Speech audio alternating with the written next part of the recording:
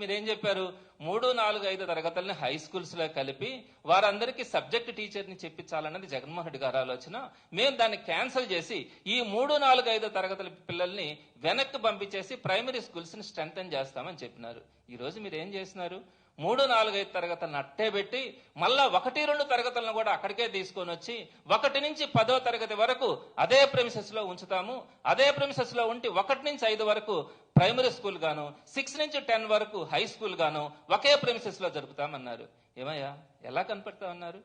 3వ తరగతి నుంచి మీరు 3, 4, 5 తరగతుల్ని వెనక్కి తీసుకొని వస్తామని మళ్ళా 1, 2 తరగతులను కూడా అక్కడికే తీసుకొని వచ్చి ఒకే ప్రెమిసెస్ లో ఈ 2 వ్యవస్థల్ని మీరు కంటిన్యూ చేసి ఆ రెండింటికి కూడా ఒకే హెడ్ మాస్టర్, ఏదైతే హై స్కూల్ హెడ్ మాస్టర్ ఉన్నాడో ఈ రెండింటిని కూడా అతను మాత్రమే చూసుకోవాలా, అతను ఒక్కడే హెచ్ఎం అని చెప్పి మీరు చెప్తున్నటువంటి విధానం వ్యవస్థని ఏం చేయాలనుకుంటా ఉన్నారు?